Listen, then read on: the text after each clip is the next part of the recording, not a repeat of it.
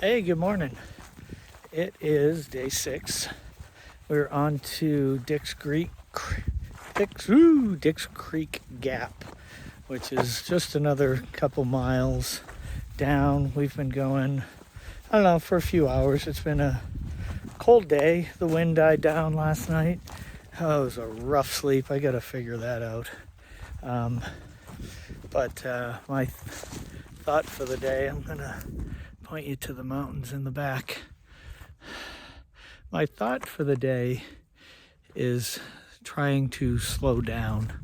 I feel like, you can get a little better view of the mountains. That's like, whoo, it's very slick here, which I didn't realize that until I started filming.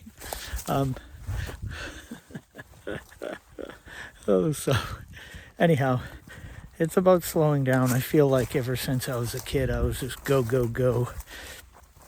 And that's playing out a little bit here, where I want to be efficient with my time, but I get antsy in the morning and I just need to get up and go.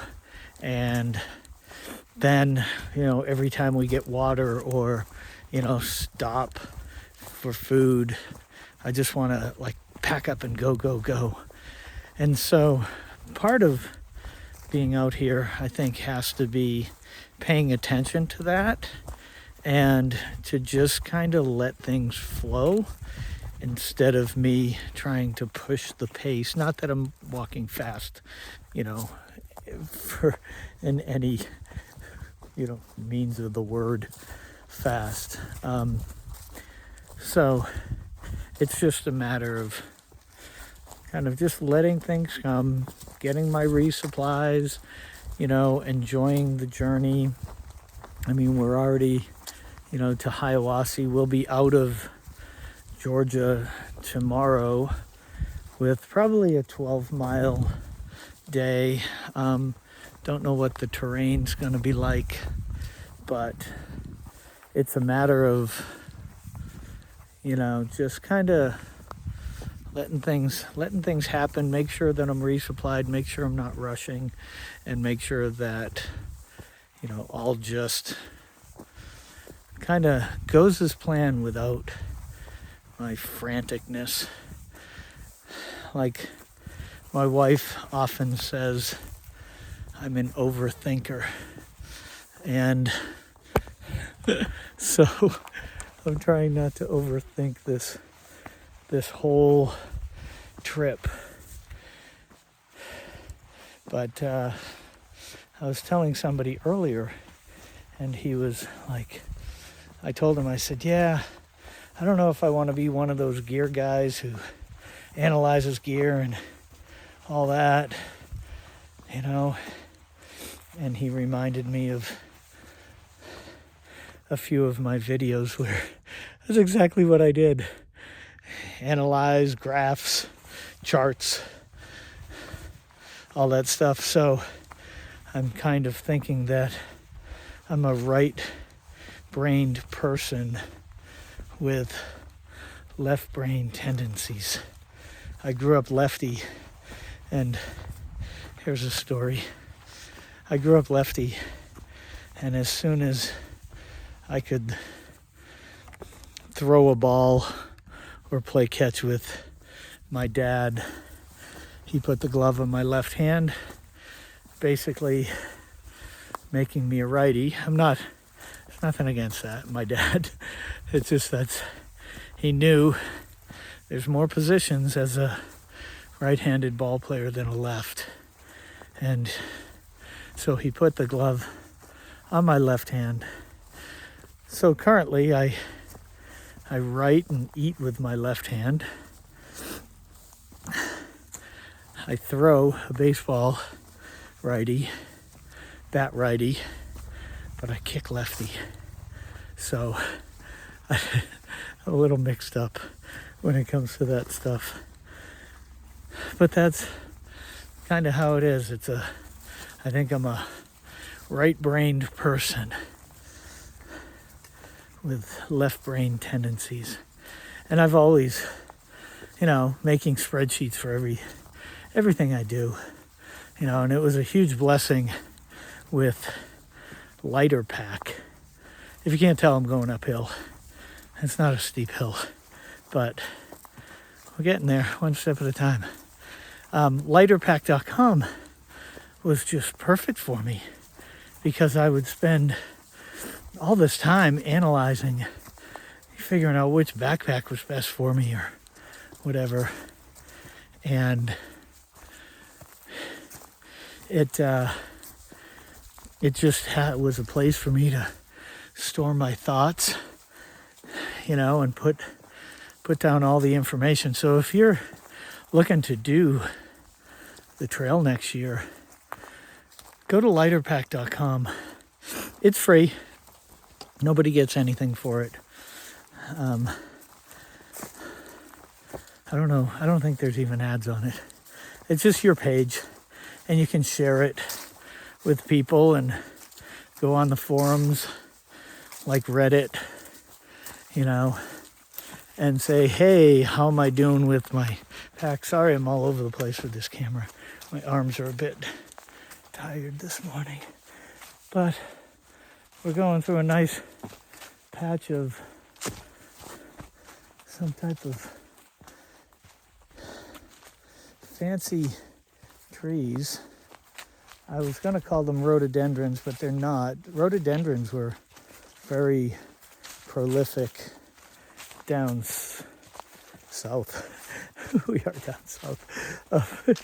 Down at the beginning of the trail.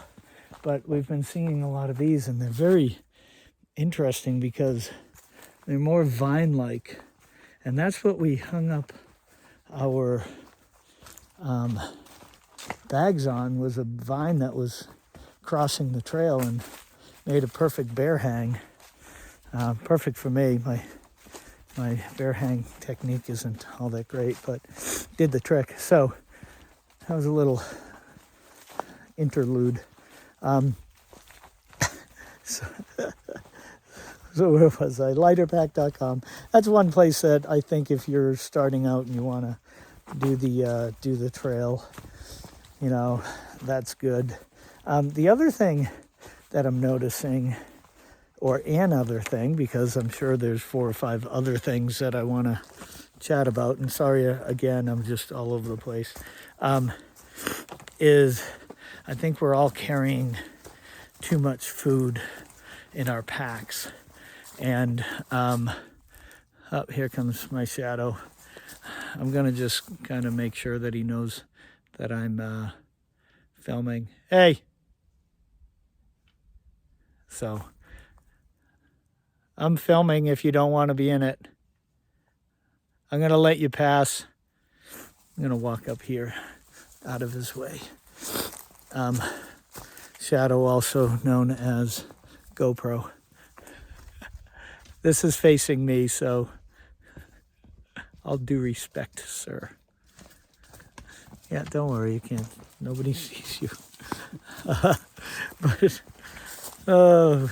yeah, what I'm finding is I think a lot of people started out not really understanding how much food they needed on the trail, and so of course we veer towards the heavy side. I'm feeling like I've been on the trail for 8 days, and we've done little resupplies at like mountain crossings, but with that said, I still have 2 days of food, and I packed for 5, so you don't eat a lot as much in the beginning. Partly it was cold, partly it was raining. Drinking lots of water and trying to keep up with the electrolytes as well. But that's something a lot of people have been realizing, myself included. And so my resupply box situation or strategy will morph. So that's a little tip. The other thing is, after a week on trail, you start to realize what you're not using as far as your gear. And so I have some electronics that I'm going to probably ditch, and then a couple other little things that will save me more room than weight, but I'm happy with that. My carrying weight is about 16 pounds without any food or water. And that, well, I guess that includes a couple consumables like the gas, and whatever. But so that's actually something I'm working on. But last night was so cold that we're not close to being able to ditch the clothing at this point. People are putting on doubles and triple layers and trying to figure out their beds, and well, not beds, but you know what I mean. So that's kind of a few things. It's a beautiful day now. The temperature has probably gotten up to 50 degrees right now, and we're descending into Dix Creek Gap, where I think we're just going to walk down to I don't think I need to get a shuttle down to the hostel. Spend a night kind of reorganizing, making sure everything's dry before the next section. The next section before resupply is about 40 miles. So I need to figure that out. I also need to, do some downloading all these videos.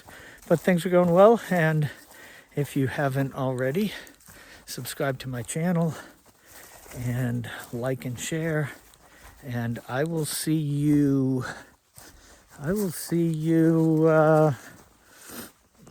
tomorrow. Have a great day. Give you a little prelude of the trail.